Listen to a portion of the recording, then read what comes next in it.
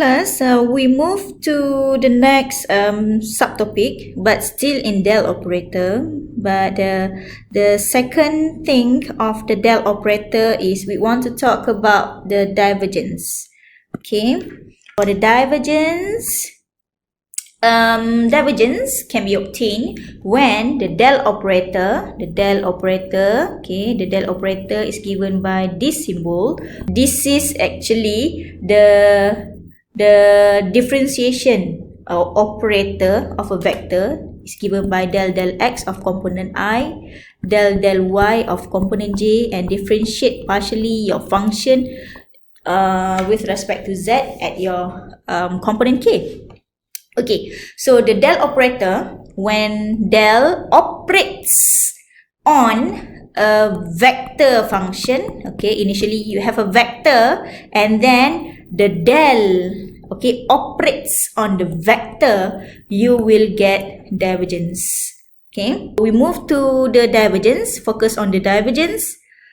The divergence operator measures the magnitude or strength. When we talk about magnitude, means that the divergence itself is a scalar function, not a vector function. Understand? Okay.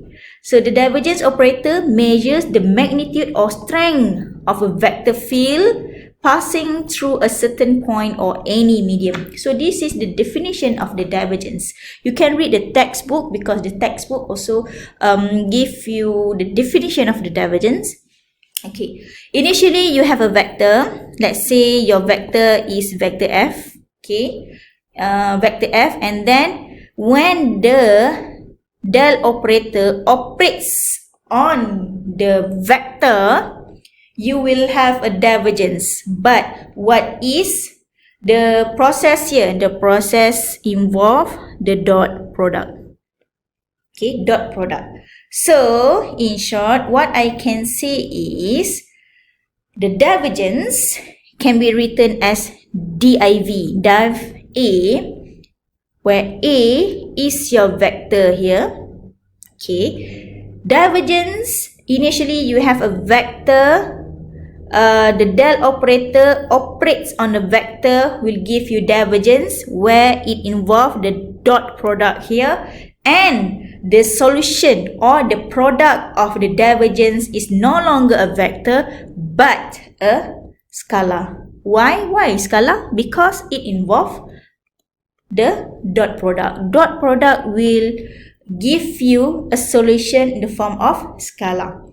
So now, divergence or the divergence of A or del dot A, vector A, is given by del is del x, comma del y, comma del z, dot with your vector A, where your vector A is given by any function of a vector lah. So let's say A sub x, comma A sub y, comma A sub z, comma, respectively in the form of I, j, and k, so that you will have differentiate the component I with respect to x plus differentiate your component j with respect to y plus differentiate your component k with respect to z.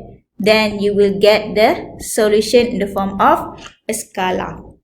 So this is the example. So given a vector function, so you have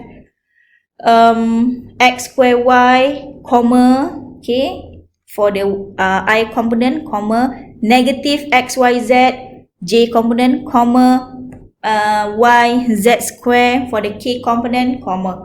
Okay, so find the divergence A. Divergence A means that you want to find here del dot A, vector A. So you have del is del x I, del y j, del z k, dot with your vector A, so that differentiate x here, differentiate x square y with respect to x, you have this one. Differentiate this one, okay, differentiate negative xyz with respect to y, you will get this one. differentiate yz square with respect to z for the k component, you will have this one. So don't forget, your final solution must be in the form of a scalar, okay, not a vector. Okay, then finally the question asks you to determine the divergence A at point 1, 2, 3. At point 1, 2, 3 means that x1, y2, z3. So substitute here. X, Y, X, Z, Y, Z. So substitute the value of 1, 2, and 3. So you will get 13 here. So 13 is just a number, or it's just a magnitude, or it's just a strength. Okay.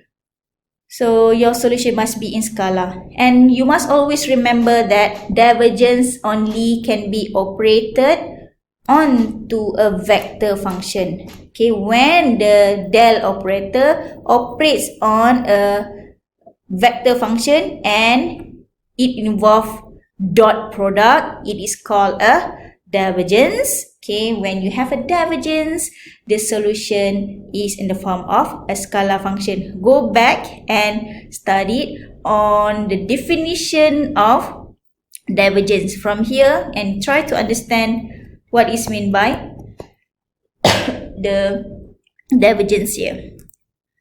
Incompressible. Incompressible means that you have inflow equals to outflow. Okay, inflow equals to outflow, you have divergence of f, your vector f, equals to 0, which means that if you have f as your a vector function, a vector field, find the divergence of the vector field when the solution equals to 0, means that the inflow equals to outflow, which also means that you have incompressible flow. Okay, so that is the divergence, and we move very quick to the curl. What is curl? Curl is an operator that describes the rotation of a three-dimensional vector field. Three-dimensional vector field means that initially you have a vector. For example, you have a vector A, then the del operates on the vector, and when it involves the cross here, okay, describe the rotation. Okay, when you have the cross, del cross with a vector, you will have curl of a vector A. How to do the cross product? So it's just the same thing like we did during our high school. You have component I, component J, and component K. Since you have del cross A, so you must put del first, del x of component I, del y of component J, del z of component K. Then only you put your vector A below your del. So A sub x, A sub y, A sub z, respectively in the component of I, J, and K. Okay, do not put the vector A, okay, above, then del below your A. So that is incorrect because the cross product is anti-commutative. Okay, so what you need to do is put the del first, then only you put your vector A. So how to deal with this? Alright, so when we want to find the solution del cross A, so del cross A, so you represent like this. So you close your I component, then we put I. Okay, we want to take I component here. So what we can do is this one differentiate. Okay, differentiate this one minus this one when you differentiate. So you get the solution. Del y, differentiate your A sub z with respect to y. Okay, you get the solution. Minus with this one, differentiate this one. So you get the solution here. Then that is for I component, comma, minus. Okay, for j component, close the j component. Don't forget to put negative sign here. Okay, for the j component, so you can close the j. Okay, close the j so that we will have this one differentiate partially with this one, minus this one differentiate partially this one. So you cross multiply. Okay, so that is for J component, and then comma for K component. Okay, for K component you will have close this one differentiate with this one, minus this one differentiate with this one, so minus so that you have the solution. So that is the solution of the cross product. So macam ni lah kalau you tengok, given that A equals to this one, and then determine the curl A. This one close first. Okay, curl A is del cross A, so del X, del Y, del Z. This is your component I of A. Component J here, component K is here. So close this one and cross this one first. So you will get differentiate negative x square yz with respect to y, you will get this one. Differentiate x square y square with respect to z, you get 0. So that is component I. Component J, close this one. So you will get this one solve with this one, minus this one and this one. Okay, these two. Then you get the solution for J. Don't forget to put negative sign in front of your J when you solve for J. Okay, then for K, close K, then you get the here. Differentiate x square plus y square with respect to x, minus differentiate your y to the 4 minus x square z square with respect to y, so that you have the solution for component I, J and K. Then you get the solution here. But go back to the question. The question asks you to find the curl A at point 1, 3, negative 2. So this means that each time you find x, you must replace by 1. Each time you find y, you must replace by 3. Each time you find z, you must replace by negative 2. So you will get the final solution like this. No more x, y and z, but only numbers, but in a vector form.